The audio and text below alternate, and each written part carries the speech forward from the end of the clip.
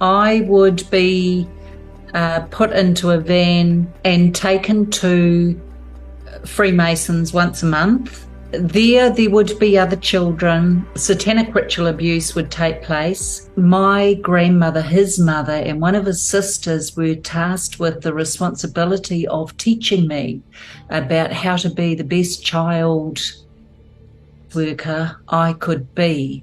The first at the hands of my father occurred when I was 4 years old, and I remember him pushing me to the ground and me. My mother was complicit in that her absence spoke volumes. She was a classic narcissist.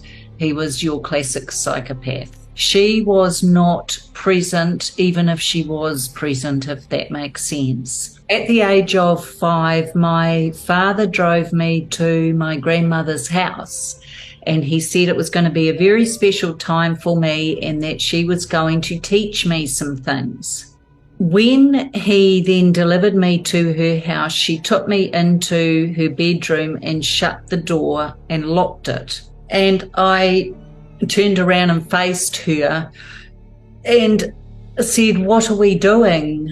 I don't understand." And she said, "You will do what you are told, otherwise there will be trouble."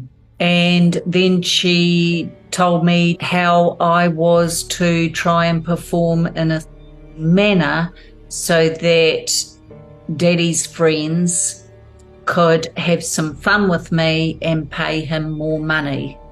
She started parading around and showing me moves and how to look at men and how to men and where to put my hands, and I was required to mirror her and reflect what she was doing. If I didn't get it right, she would slap me across the face. One of the first times I remember going to a party where my services were being paid for was at my father's home, where he had some friends come in and they each had a card in their hand and they were numbered. And what they had done was draw a number out, and that meant the order in which they would abuse me, hurt me. I think my father, from when I was quite young, had realized I needed to be, because no one wanted to pay money for a traumatized and terrified child, and I was both. I would be put into a van and taken to Freemasons once a month. There would be other children. Satanic ritual abuse would take place. So there were many men there, and I'm not saying every Freemason was a pedophile, but I'm saying at certain levels throughout their hierarchy, they were doing this. That went on. We're now moving, I'm getting closer to 10 years of age now. My behavior was out of control at school. I was so traumatized. I was screaming for help.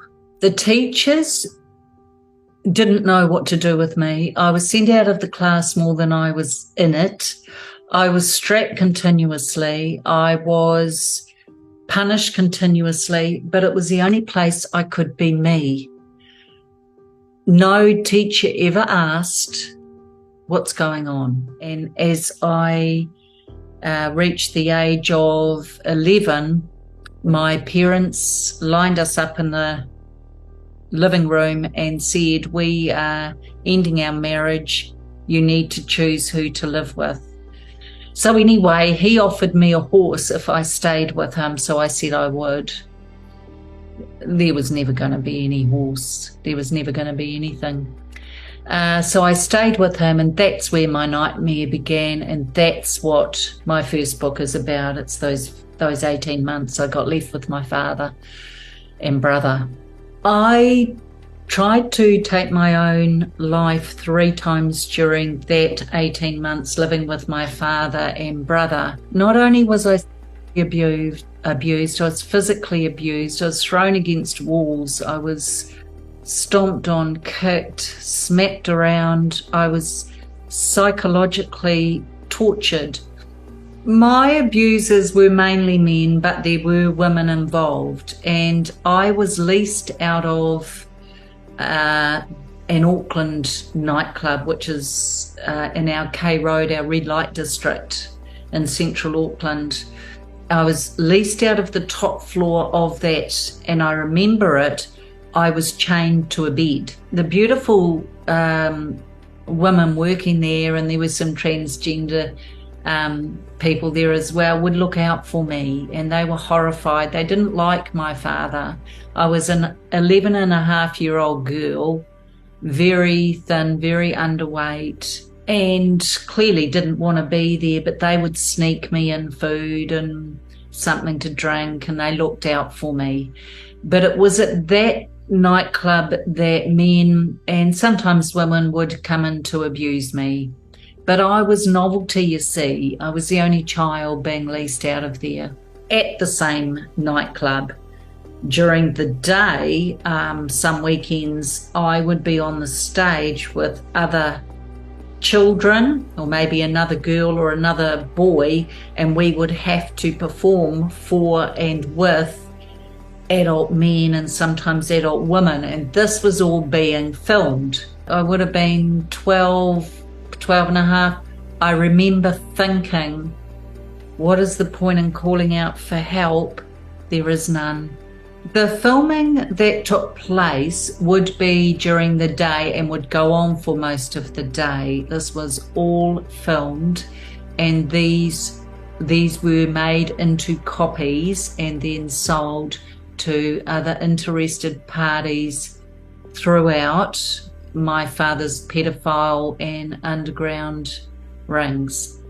There is a myth out there that the abuse that I suffered must have been from lower socioeconomic, impoverished sectors within New Zealand. 100% false. This was across all sectors of society, and I understand it's the same today. It was not specific in a group. Anybody would do that had money, that could pay, and the more acts I could perform, the more money they could make.